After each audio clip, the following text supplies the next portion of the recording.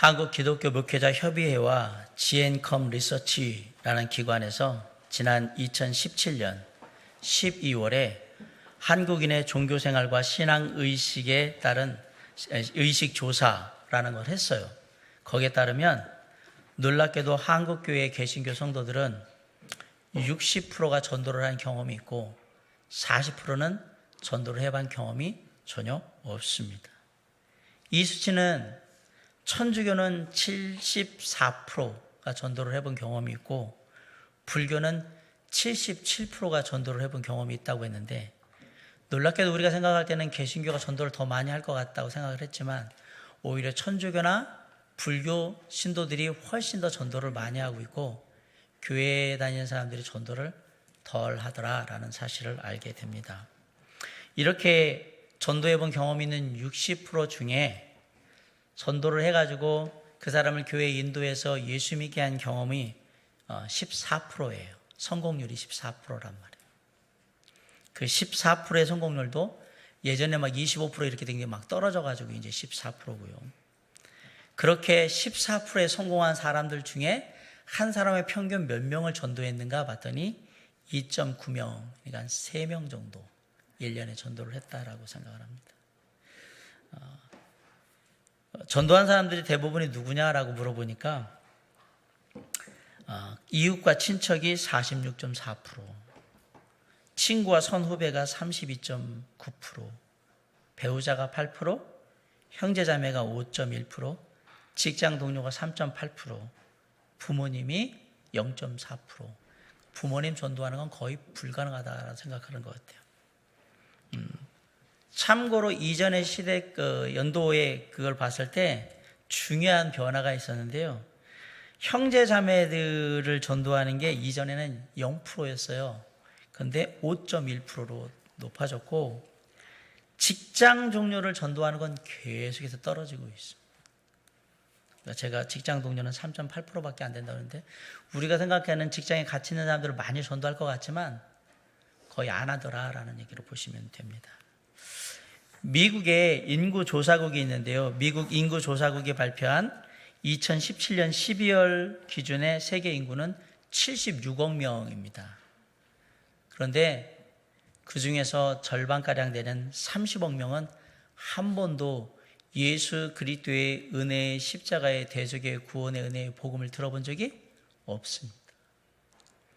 그러면 세계적으로 76억 명 중에 기독교를 종교로 가지고 있다고 대답한 인구는 몇 명이냐? 10억 명입니다. 바꿔 얘기하면 뭔가 좀 안 맞는 부분이 있다는 얘기예요. 하나님이 전지전능하신 하나님이시고 모든 사람이 하나님의 은혜를 누릴 필요가 있다라고 생각을 할 때 10억 명이나 되는 인구가 76억 명에게 복음을 전하지 못하고 있다. 그 중에서도 30억 명은 한 번도 복음을 들은 적이 없다라는 사실이 너무 놀라운 거예요. 우리가 예수 믿는 우리가 평생 동안 한 6명 정도, 7명 정도만 예수님에 대해서 소개하면 전 세계가 다 예수 그리스도에 대해서 복음만은 몰라도 예수 그리스도에 대한 복음을 들을 수는 있다라는 사실이에요. 그런데 아직도 30억 명의 그 세계 인구는 복음을 한 번도 들은 적이 없습니다. 아마도 하나님이 불가능한 일을 우리에게 맡기신 건 아닐까라는 생각이 듭니다. 근데 이게 과연 불가능한 일이냐? 왜 수많은 사람들이 아직도 기독교 인구가 10억 명이 되고 있는데도 불구하고 우리나라에도 1,000만 명 정도가 기독교 인구라고 하는데도 불구하고 아직도 복음을 듣지 못한 사람들이 그렇게 많은가? 그 이유는 아주 간단합니다.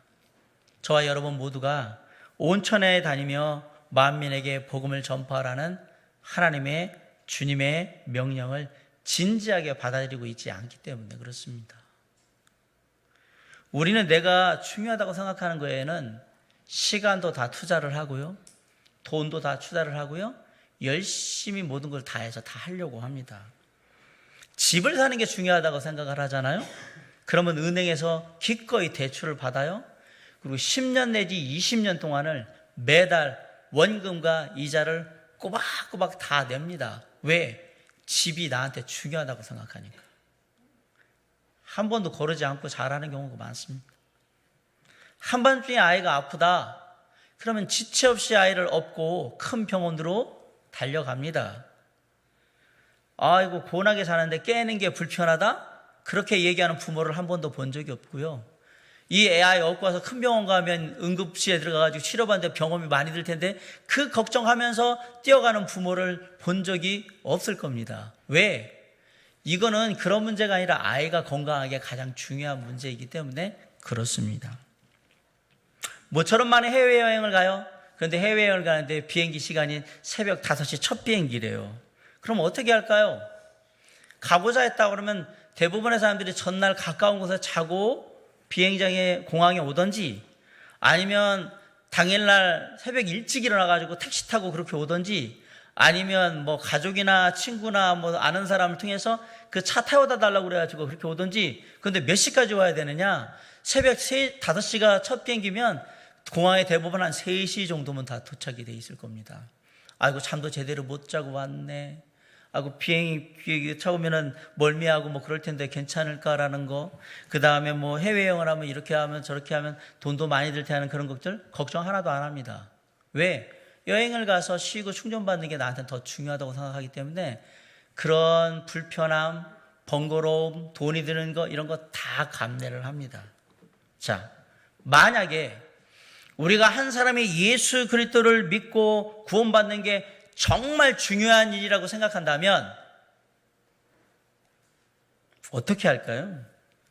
전 똑같이 그 중요한 일을 위해서 모든 사람들이 기꺼이 시간과 물질과 수고를 희생할 거라고 믿습니다. 예수님이 부활하신 후에 제자들에게 처음 나타나셔서 하신 말씀이 뭔지 혹시 여러분 아십니까? 예수님이 십자가에 돌아가시고 장사 지난 바 돼서 3일 만에 부활하셔서 제자들한테 딱 처음에 나타나셔서 하신 말, 마리아 만났을 때 말고요, 하신 말씀이 있어요. 요한복음 20장 21절에 보면 예수께서 또 이르시되 너희에게 평강이 있을지어다. 아버지께서 나를 보내신 것 같이 나도 너희를 보내노라. 뭐하러 보낸다는 얘기입니까? 예수 그리스도의 은혜의 복음을 전하려 내가 너희를 보내겠다라는 얘기가 첫 번째 하신 얘기입니다.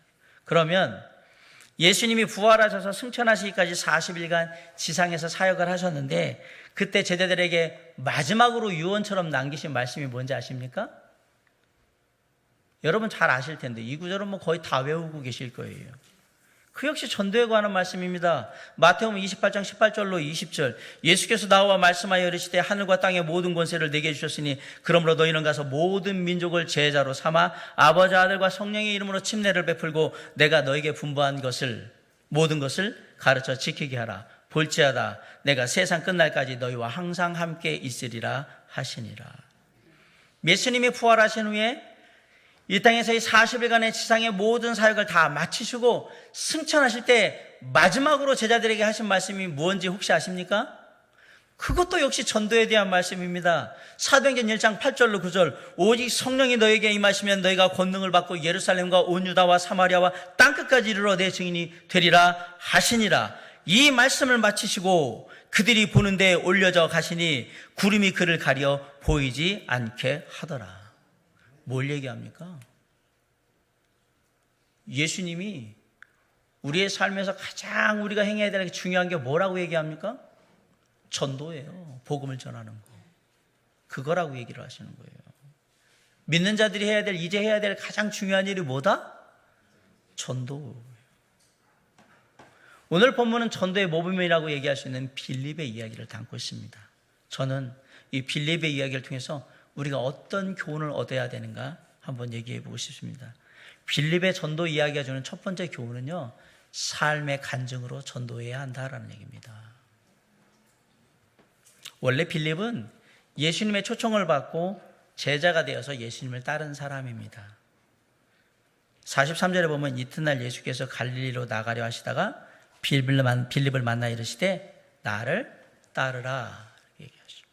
예수님이 나를 따르라 해가지고 빌립이 예수님을 따라가서 제자가 됐다는 얘기입니다. 그런데 그렇게 예수님을 따라가서 제자가 된 지 얼마 안 돼서 빌립이 뭘 하겠냐면 나다나에게 전도를 하기 시작합니다. 45절 한번 다 같이 읽어볼까요? 자, 시작.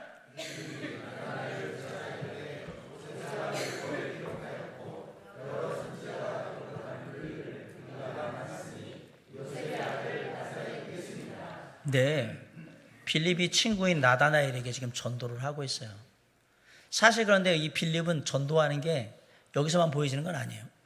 사도행전에 보면 에디오피아의 여왕의 국구를 맡았던 내시를 복음을 이사야서를 통해서 복음을 전했던 사람이 누구죠?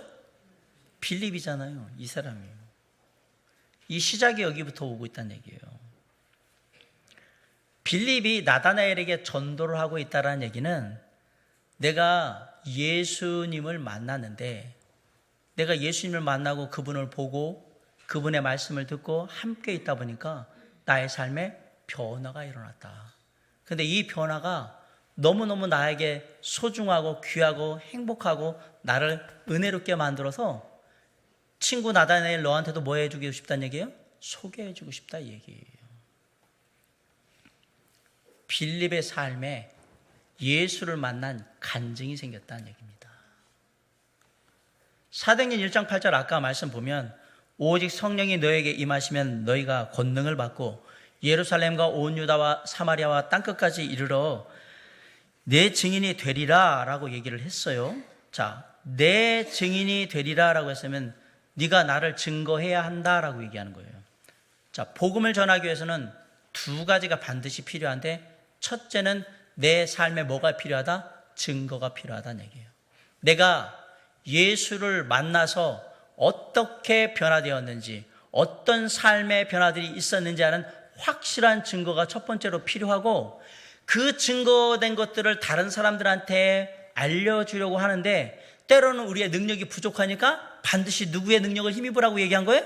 성령의 능력을 힘입으라고 얘기를 한 거예요. 그러니까 전도는 두 가지가 있어야 되는 거예요. 간증과 성령의 역사, 이 두 가지가 필요하다는 것을 우리가 알게 되는 거예요. 여기서 말하는 거예요. 증거라는 건 내가 보고 듣고 느끼고 체험한 것을 다른 사람들에게 그대로 전달해 주는 거예요. 그게 증거예요. 그 증거하는 사람을 뭐라고 하냐면 증인이라고 얘기하는 거예요.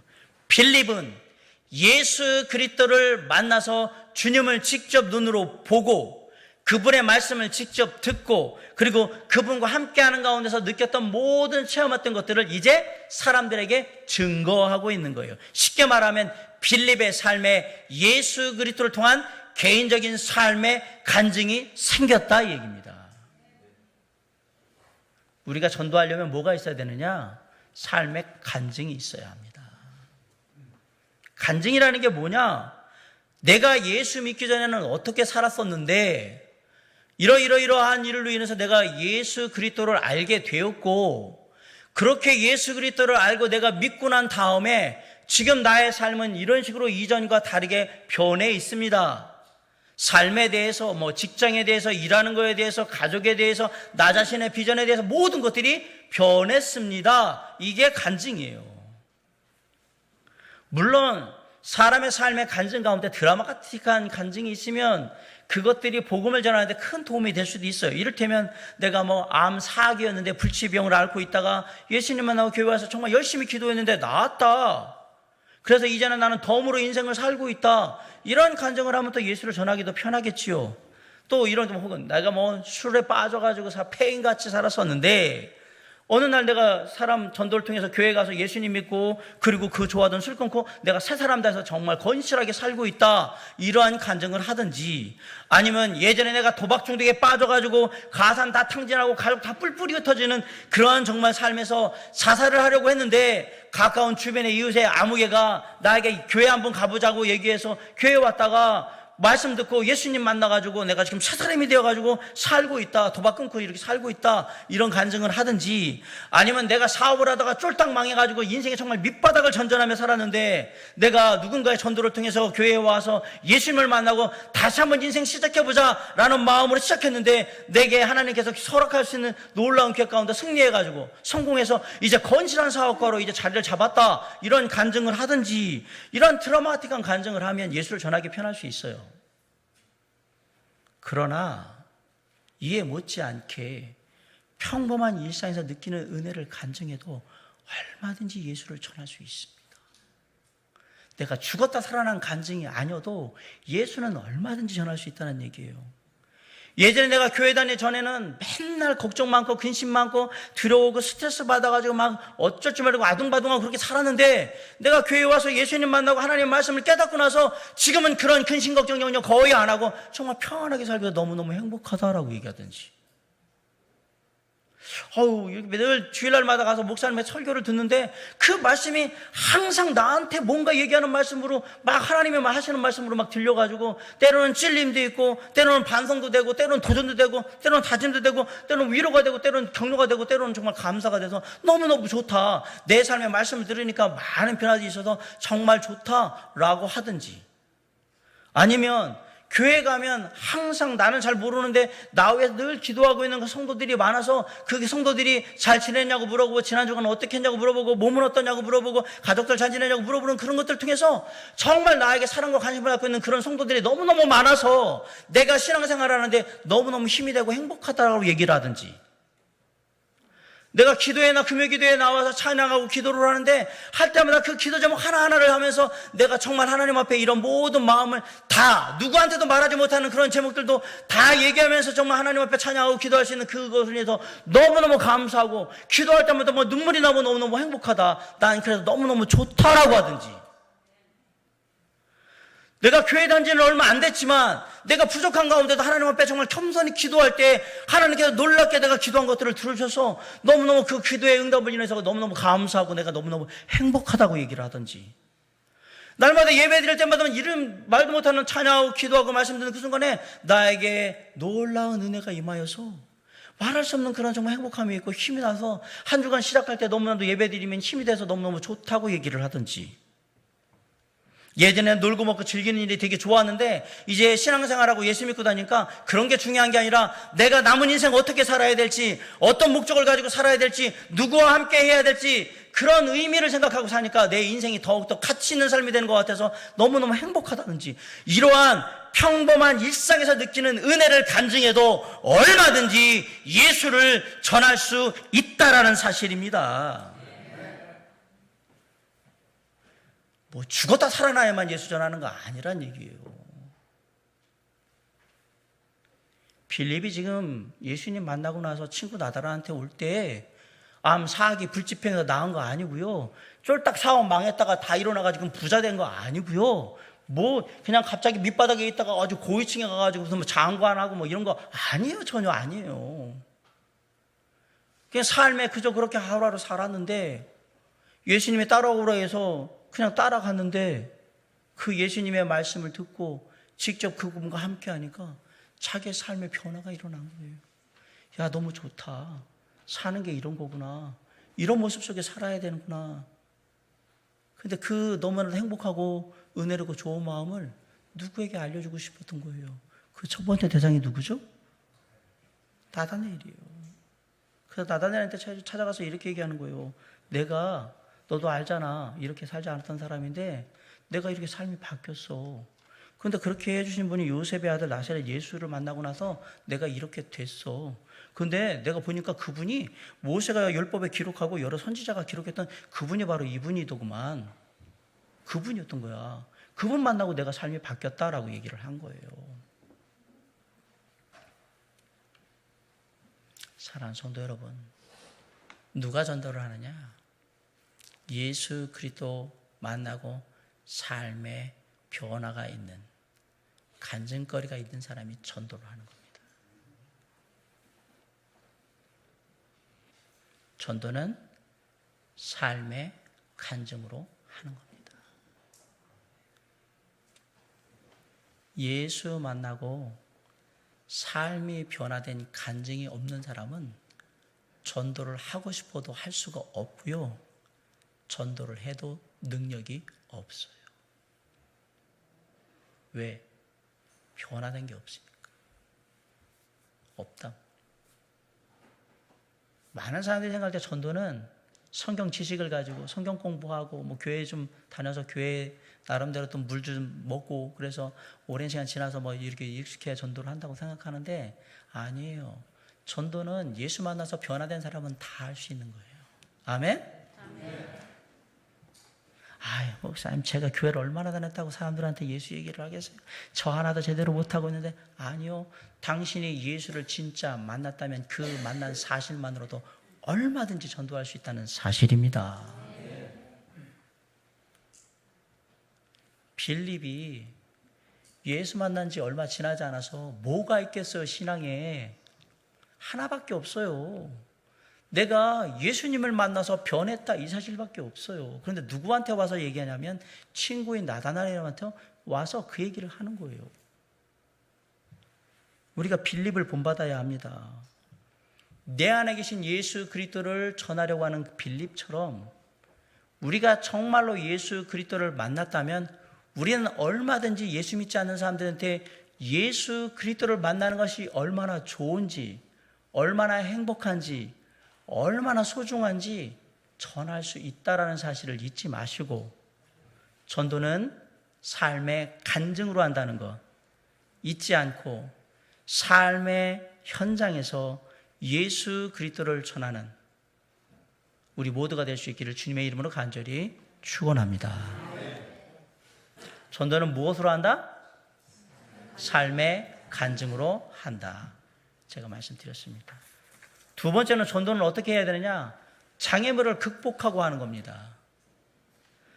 전도하기 위해서 빌립이 찾아간 사람이 동네의 친구였던 나다나엘이었습니다. 자, 거리에 오가는 모르는 사람들한테 전도를 하는 노방 전도도 필요합니다.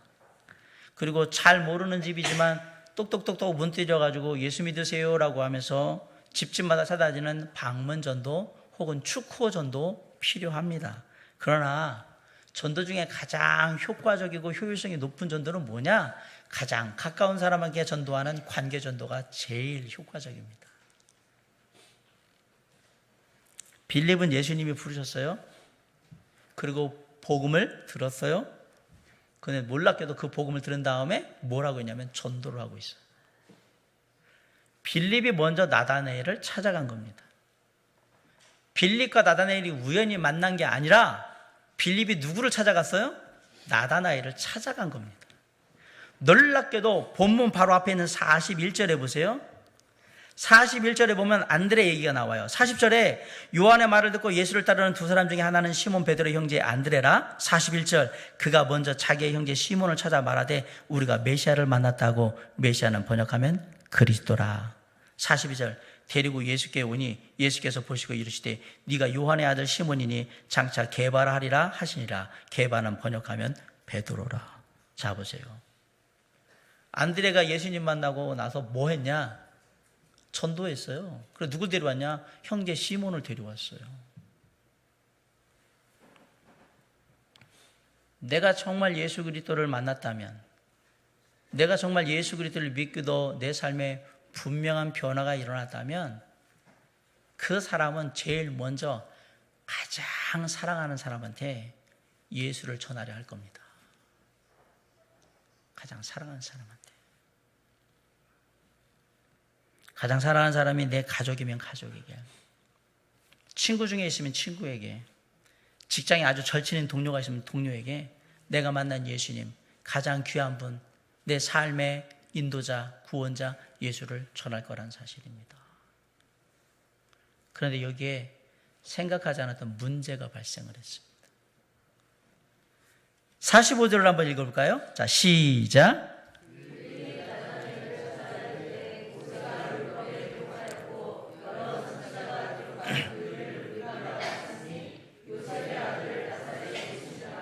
(46절에) 나다나엘이 이르되 나사렛에서 무슨 선한 것이 날 수 있느냐. 예수님에 대해서 성경 말씀을 들어가지고 빌립이 증거를 했어요. 뭐라고? 모세 율법에 기록되어 있고 여러 선지자가 기록한 그분이 바로 예수, 나사렛 예수 그리스도라고 얘기를 했더니 나다나엘이 뭐라 그러면 야, 나사렛에서 무슨 선한 게 나? 라고 했어요. 이 말이 뭐냐면 야, 성경 좀 똑바로 읽고 얘기를 해. 어디 나사렛에서 메시아가 나온다고 그랬어? 성경에 보면 구약 미가서 5장 2절에 보면 베들레헴에서 메시아가 온다고 했지 언제 나사렛에서 메시아가 온다고 그랬어? 성경이나 똑바로 알고 나한테 얘기를 해야지. 라고 한 거예요, 지금. 자, 누가 성경 지식이 더 뛰어납니까? 나다나엘이 빌립보다 훨씬 더 성경을 잘 알고 있습니다. 그래가지고 빌립이 전도를 한 친구 나다나엘을 됐어? 그리고 그냥 이런 자에 거절해버린 거예요. 나다나엘이 한 얘기는 그 사회, 유대 사회의 통념상 맞아요. 왜? 그 당시 나사렛에서 메시아가 올 거라고 생각하는 사람은 아무도 없어요. 만약에 유대인 중에 메시아가 온다면 베들레헴이나 혹은 그 가까이 있는 유대 예루살렘에서 와야 되는 거예요. 그러니까 메시아가 온다면 그곳에서 오실 거라고 생각하고 있지, 뭔 갈릴리 나사렛에서 메시아가 와, 그런 건 있을 수도 없는 일이에요. 그렇기 때문에 나다나엘의 말은 맞아요. 다만 예수님이 베들레헴에서 태어났다는 사실을 모르기 때문에 지금 이런 일이 벌어진 거고, 사람들은 나사렛에서 예수님이 자랐기 때문에 예수님이 나사렛에서 태어나가지고 자란 줄 알고 있는 거예요. 그러니까 그렇게 얘기를 했던 것 뿐이에요. 근데 빌립은 지금 문제에 봉착했어요. 그리고 한계에 부딪혔어요. 왜? 성경 지식이 딸려요. 지금 나다나엘한테 한 방 먹었어요. 성경도 모르는 게 어디 와가지고 나한테 지금 뭐 나사렛 예수가 뭐 메시아라고, 야 참 똑바로 알고나 얘기네, 이렇게 한 방 먹었단 말이에요. 그럼 어떻게 해야 돼요? 전도를 포기하고 집으로 가야 되는 거잖아요. 왜? 창피하잖아요. 성경 지식도 없어가지고 얘기했다가 알량하게 가지고 있는 조금 거 갖고 얘기했다가 아주 그냥 된통한 데가 맞아가지고 똑바로 성경 가지고 얘기하라고 그러니, 아 이제 나 전도 못하겠다, 나는 다시는 전도하지 말아야지. 그 집에 가야 되잖아요. 그러나 빌립은 물러서지 않았다라는 사실이에요. 왜 안 물러섰느냐? 알아, 나다나엘아, 너보다 내가 성경 지식이 더 짧고 내가 성경에 대한 것들 다 몰라. 그러나 내가 너보다 한 가지 분명하게 할 수 있는 것, 나는 예수 그리스도를 만났고 그 말씀을 들었고 함께함으로 말미암아 내 삶에 변화가 있기 때문에 너한테 분명히 얘기하는데, 내 삶에는 예수 그리스도를 만난 삶에 변화된 간증이 있어. 와서 봐라. 나 너보다 성경 몰라. 교회도 덜 다녔어. 다 없어. 그런데 내가 너한테 한 가지만 얘기할게. 나는 예수 믿고 변했단 말이야. 와서 보라고. 나를 변하게 한 그분이 어떤 분인지 와서 보라고 지금 얘기하잖아요. 사랑하는 성도 여러분, 전도하다 보면 장애물은 너무너무 많습니다. 어떤 사람들은 전도하러 나가기도 전에 교회 안에서 안 나가려고 그래요. 왜? 우리는 거룩한 무리, 저 사악한 무리들, 그들과 함께하면 안 돼요. 우리만 하나님의 은혜를 누리고 우리만 이곳에서 잘 살고 우리가 하나님 안에 평안하면 되는 거지, 저 인간들까지 왜 우리가 신경 쓰냐, 이런 식으로 생각하는 거예요. 나는 거룩한 무리, 저기 있는 악한 무리들, 그들은 하나님의 심판을 당해야 되는 무리들, 이렇게 이분법적으로 나누고 있지는 않은지 잘 생각해 보시기 바랍니다. 전도하자고 하면 뭐라 그러냐면, 내 주변에는 전도할 사람이 없다라는 말을 하는데요. 신앙생활을 오래 하다 보면 주변에 예수 믿는 사람들이 많을 수 있습니다. 그러나 잘 보세요. 우리 주변에는 아직도 예수 믿지 않는 사람들이 넘치고 넘치고 넘치고 넘칩니다. 감당 안 될 정도로 많습니다. 내 주변에 전도할 사람이 없다고요? 아니요. 전도에 관심이 없는 거예요.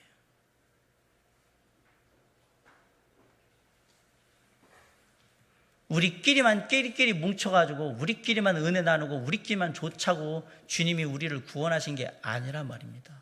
제가 말씀드렸죠. 예수님이 부활하셔서 제자들에게, 믿는 자들에게 마지막으로 하신 말씀 다 뭐예요? 나아가서 구원의 은혜의 복음을 전하라는 거였어요.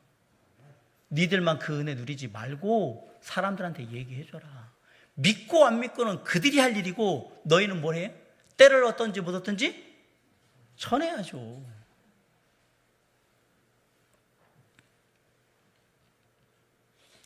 믿지 않는 이웃을 구원받아야 될 불쌍한 영혼으로 보는 게 아니라, 세상 사람들은 다 저래, 쟤네들은 저렇게 살다가 다 저럴 거야, 참 악해, 이렇게 말하고 자꾸 구분하지 말란 말이에요.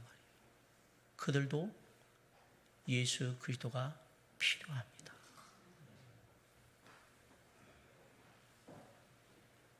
세상에 나가야 되는데 계속 우리끼리 똘똘 뭉쳐가지고 우리 안에만 있으면 복음은 전해지지 않습니다. 그게 첫 번째 우리 내부의 장애물이 될 수가 있습니다. 또 다른 장애물이 뭐냐면, 나다날과 똑같은 거예요. 내 안에 고정관념, 선입견, 편견 이런 것들이 있는 거예요. 우리 시어머니 예수 믿자 그러면 바늘로 찔러도 피 한 방울 안 나와요. 저분은 안 믿을. 우리 며느리 개성이 독특해서 맨날 따지고 말대꾸하는데 쟤는 안 돼. 우리 과장님 아무개 어려운 관계에 있는 사람들, 저 사람들한테 예수 믿으라고 교회 가자고 하면 나를 어떻게 생각할까? 그러니까 그냥 복음을 전하는 그 시도조차 안 하고 다 접어버리는 거예요. 이처럼 내가 가진 선입견이나 편견이나 고정관념이 복음을 전하기도 전에 내 모든 마음을 다 닫아버립니다. 아니, 전교인이 뭐 길거리에 전도 나간다고 누가 그걸 보겠어? 전도 용품 만드냐고 돈이나 들지 뭐 그거 누가 그거 없다고 교회로 오겠냐, 이런. 사랑하는 성도 여러분, 하나님께서 이방인에게는 절대 구원이 있을 수 없다라고 믿고 있던 예수님 시대의 유대인들에게 이방인 고넬료의 구원을 보이심으로 모든 믿는 자는 이방인이든 헬라인이든 유대인이든 누구든 다 구원받을 수 있다는 것을 보여주시면서 유대인들의 그 고정관념, 선입견, 편견을 다 깨셨어요. 다 된다. 마찬가지로 지금 우리 안에 누구는 안 돼, 누구는 예수님이 아니라 예수님 할아버지가 와도 안 돼 라고 하는 그런 고정관념, 선입견, 편견, 그래서 주저주저하고 있는 마음이 있다면 이 시간 성령께서 역사하셔서 다 깨주시기를 간절히 바랍니다. 세상에 전도 못할 사람은 없습니다. 안에서 못 들은 사람은 있을지언정 전도를 못할 사람은 없다라는 얘기입니다. 부산에 세계르교회라는 교회가 있습니다. 부산 송정에 있는데 지금은 그쪽이 많이 개발이 됐죠. 손현보라는 목사님이 심우하시는 그 세계르교회가 부산에 있는데, 원래 이 세계르교회가 있었던 데는 부산 송정에서도 변두리에 있는 어촌 마을에 교회가 있었어요. 반경 3km 안에 사는 사람이 200명밖에 안 됐어요. 원래 처음에 교회가 있을 때. 목사님이 처음에 부임해서 보니까 교회 성도가 작년만 해서 한 20명 조금 넘는 그 정도. 그래서 처음에 설교할 때 이제 우리가 하나님께 기도함으로 올해 안으로 교회인 100명을 목표로 한번 열심히 기도하면서 전도해 봅시다 라고 했더니 성도님 한 분이 찾아와가지고 우리 교회가 100명이 될 수 없는 이유를 두 가지를 얘기했어요. 첫째, 우리 교회는 100명이 앉을 수 있는 자리가 없습니다. 그렇죠. 20명 모이는 교회니 100명 앉을 수 있는 자리가 있어요, 없어요? 없으니까. 맞아요. 그렇구나. 두 번째, 제가 이 동네에 그래도 나름 유지인데요, 저희 아들 결혼식 할 때 하객이 100명도 안 왔습니다. 근데 어떻게 우리 교회에 100명이 오냐고. 둘 다 맞는 얘기잖아요. 하나도 틀리지 않은 얘기예요. 정확하게 맞죠. 그래도 한번 지금까지 교회에 온 사람들, 한 번이라도 왔던 사람들, 그 다음에 우리 주변의 가족들, 이웃들, 친구들, 전도하려고 한 사람들 다 해서 한 100명 만들어가지고 우리 그 명단 놓고 열심히 기도하면서 전도해보자고 했더니 안 될 거라고 그러는. 목사님이 한 사람 한 사람 찾아가지고 다 이름을 적어가지고 혹시 전도하고 싶은 사람이 누구 있는데 어쩌면 안 될걸요? 막 이렇게 하는 사람 다 적었어요. 그래서 한 100명을 만들었어요. 그리고 기도하고 했더니 할머니 집사님 두 분이 그 목사님 모습 보고 우리도 전도해야 되겠다 그래서 이제 같이 전도 이렇게 팀을 만들어 다니게 됐는데, 이제 그리고 명단에 따라서 이제 전도대행자 집에 가잖아요. 그럼 할머니 집사님 한 분이 이렇게 얘기하는 거예요. 목사님, 이 집은 아무리 그렇게 해도 절대 안 믿을 겁니다. 각오하시고 들어가시기 바랍니다. 아니, 그럼 집사님 그렇게 믿음 없이 얘기하시면 어떻게 하십니까? 그래도 안 되는 건 안 되는 겁니다. 초반부터 막 그렇게 하시는 거예요. 멀리 좀 차 타고서 전도하러 간다 그러면 할머니 집사님 두 분이 뒤에 앉아가지고 뭐라 그러면, 우리 동네 사람들도 교회 안 나오는데 저 부산 시내에 있는 사람들이 우리 교회 오겠냐고. 그러면서 나는 절대 안 나온다고 믿는다. 너는 믿나? 내가 볼 때는 택도 없다. 안 온다. 뒤에서 그러고 있는 거예요. 목사님 가면서. 그러나 그런 말을 뒤로 하고 목사님이 열심히 다니면서 한 사람 한 사람 만났는데요, 3개월 만에 100명이 모였습니다. 그 다음에 또 시간이 지나서 300명이 되고 600명이 되고 지금 3,000명 이상이 모여 있습니다. 요한일서 5장 14절에 그를 향하여 우리가 가진 바 담대함이 이것이니 그의 뜻대로 무엇을 구하면 들으심이라. 우리가 무엇인지 구하는 바를 들으시는 줄을 안즉 우리가 그에게 구한 그것을 얻은 줄로 또한 아느니라. 한 생명을 살리고자 지금도 쉬지 않고 수고하시는 하나님, 그 하나님의 마음을 가지고 영혼을 바라보면서 기도하며 애쓰는 사람의 기도를 하나님은 들으실 겁니다. 오늘의 본문에 나오는 빌립을 살펴보세요. 전도 대상자인 나다나엘보다 성경 지식도 짧아요. 언제는 가보니까 전도하려고 갔는데 나보다 이 사람이 교회 다닌 경력이 더 많아요. 지금은 교회를 안 다니고 있지만. 그리고 어떤 사람은 교회에 대해 상처를 가지고 교회를 안 다니고 있기 때문에 교회에 대한 얘기만 하면 막 부정적으로 막 얘기를 해요. 근데 이 사람은 한 번도 교회를 간 적은 없는데 맨 매스컴에서 목사, 기독교 욕하는 얘기들만 하도 많이 들어가지고 어제 제가 그것이 알고 싶다를 보면서 그 은혜리교회 그 신옥주 목사 얘기 들어서 억장이 무너져요. 저걸 믿고 있는 저 성도들은 과연 뭘까라는 생각이 들기도 해요. 근데 그 교회가 우리 교회보다 더 커요. 헌금한 건 또 200억 정도를 헌금해서 피지에 왕국을 세웠어요. 이단 사회비도 저렇게 되는데 우리는 왜 안 될까? 막 말문이 막 어떻게 못하겠어요. 이런 얘기들이 막 들리잖아요. 그리고 전도하러 나가면 그 교회 봤어요? 그것이 알고 싶다. 그 교회 봤어요? 우리는 꽝이에요, 꽝. 그럼 이게 장애물이에요, 다.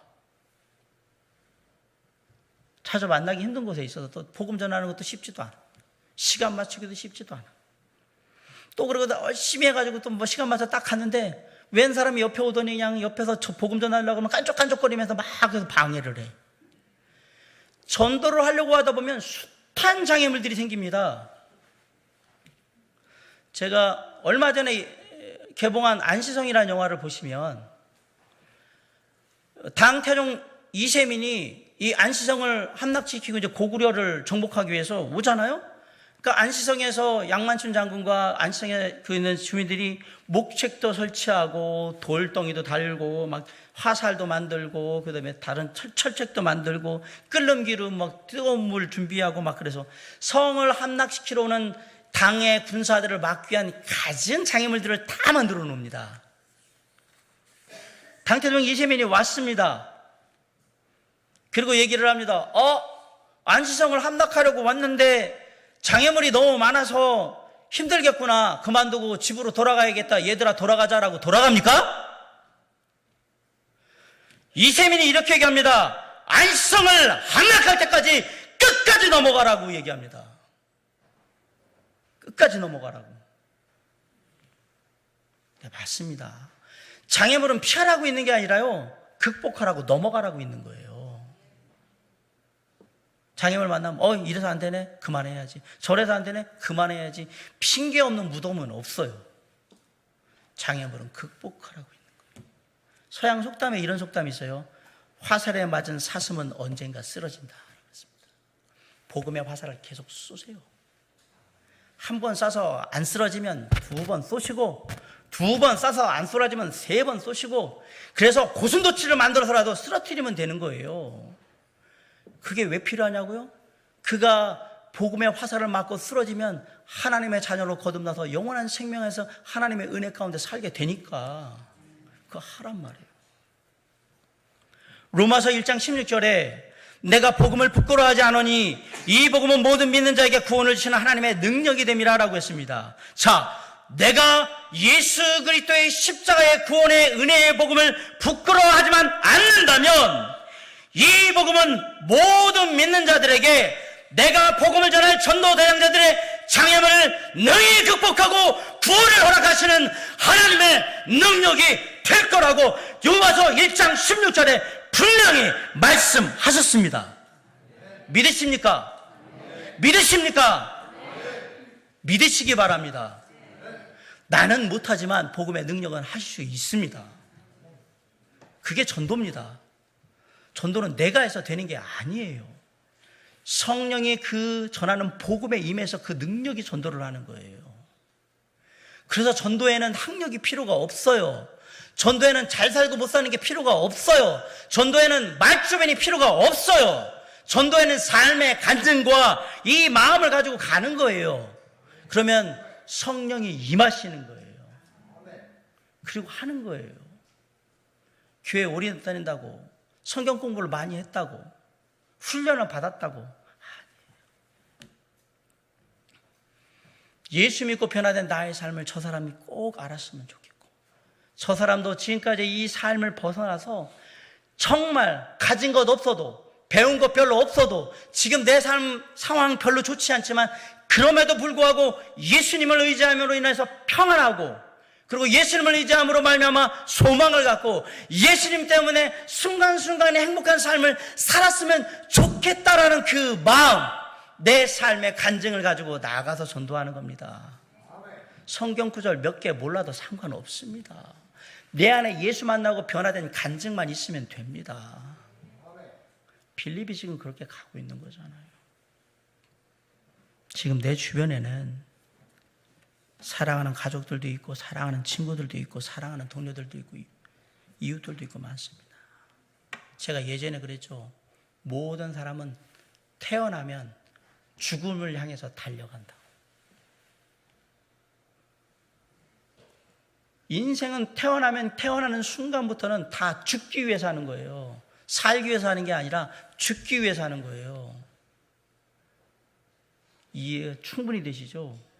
어떤 사람은 10년 살고 죽는 거고, 어떤 사람은 20년 살다 죽는 거고, 어떤 사람은 40년, 어떤 사람은 60년, 어떤 사람은 70년, 어떤 사람은 80년 살다 죽는 거예요. 태어난 모든 인생은 시작부터 다 죽기 위해서 사는 거예요. 그런데 그 죽음의 끝이 죽으면 그만이 아니라, 그 죽음의 끝에 한 번 죽는 것은 사람에게 정하신 것이요, 그 외에는 무엇이 있으리니? 심판이 있어요. 모든 일은 시작이 있으면 끝이 있고, 시작과 끝이 있으면 그것에 대한 평가가 있습니다. 그 인생의 마지막에 주님이 물어보실 거예요. 너는 나 예수를 믿고 구원 받았냐고. 그때 대답 못하면 다른 곳으로 가야 하는 겁니다. 사랑하는 성도 여러분, 우리가 전하는 구원의 은혜의 말씀 한마디가, 우리가 누군가의 손길에 전해주는 전도지 한 장이, 그리고 우리가 누군가의 이름을 부르면서 이 사람이 정말 예수 믿고 하나님의 은혜 가운데 영원한 삶을 살기 원하는 그런 간절한 마음으로 기도하는 그 한마디의 기도가 한 인생이 목적 없이 이 땅을 방황하며 헤매고 유리하다가 그저 그렇게 살다 갈 그 인생을 영원한 생명이 보장되어 있는, 하나님의 나라에서 주님과 함께 할 수 있는 영원한 생명의 길로 인도할 수 있는 첫 시작이 될 수 있다는 사실을 잊으시면 안 됩니다. 그렇기 때문에 우리는 때를 얻든지 못 얻든지 복음을 들고 나가서 그들에게 예수 그리스도를 전하는 겁니다. 우리가 전도하면 우리는 자랑스러운 교회가 될 겁니다. 데살로니가전서 2장 19절로 20절에 보면 우리의 소망이나 기쁨이나 자랑의 면류관이 무엇이냐, 그의 강림하실 때 우리 주 예수 앞에 너희가 아니냐. 바울이 얘기했어요. 예수님이 이 땅에 다시 온다면 내가 예수님 앞에 자랑할 게 딱 한 가지가 있는데, 내가 너희들에게 전한 예수 그리스도의 은혜의 복음을 믿고 구원받은 데살로니가 성도 너희들이 내 자랑거리다. 나 예수님 오시면 너희들 놓고, 예수님 쟤도 제가 복음 전해가지고 예수 믿게 됐고요, 쟤도 그렇고요, 이렇게 그러면서 마지막에 얘기해요. 예수님 저 잘했죠? 라고. 그러면 예수님 뭐라고 그럴까요? 잘하였다 착하고 충성된 종아, 참 잘했다. 잘했다 창신아, 복음 잘 전했다. 잘했다 영용아, 복음 잘 전했다. 잘했다 명호야, 네가 정말 잘했다. 이렇게 하실 거예요. 마지막 시간에. 사랑하는 성도 여러분, 우리 주변에는 아직도 예수를 모르는 사람이 너무너무 많습니다. 그들에게 우리가 믿고 있는 내 삶에 역사하는 하나님 예수 그리스도를 전합시다. 내 삶에 예수 믿고 변화된 간증만 있다면 전혀 어려워하지 마십시오. 내가 예수 믿기 전에 어땠는데 지금 나 예수 믿고 이렇게 살아 라고 얘기해 주시면 돼요. 믿고 안 믿고는 그 사람이 알아서 할 거예요. 그리고 주님이 알아서 하실 거예요. 중요한 건 우리가 그것을 전해줘야 해요. 근데 전하려고 마음 먹고 나가면 이런저런 숱한 장애물들이 많을 거예요. 다시 한번 말씀드립니다. 장애물은 피하는 게 아니라 넘어가는 겁니다. 극복하라고 있는 겁니다.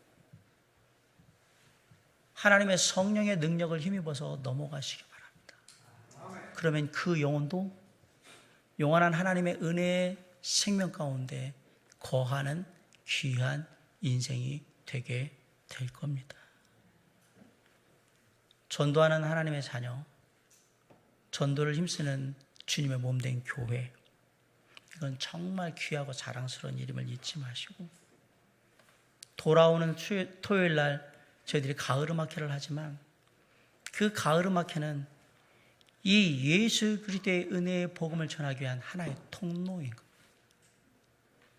그 은혜를 힘입어야 되는 사람, 그 필요가 있는 사람들을 초청하셔서 그들에게 찬양을 통해서 하나님의 은혜를 깨닫게 하고, 또 주일이 되면 말씀을 통해서 나를 향한 하나님의 귀한 음성을 깨닫게 함으로 말미암아 그 인생이 예수 그리스도로 말미암아서 변화되고 더 행복하고 더 은혜롭고 더 가치 있는 인생을 살 수 있도록 최선을 다해서 복음을 전하는 데 힘쓰는 저와 여러분이 될 수 있기를 주님의 이름으로 간절히 축원합니다. 기도하시겠습니다. 사랑과 은혜가 풍성하신 아버지 하나님, 우리의 삶의 간증으로 예수를 전하게 하여 주십시오.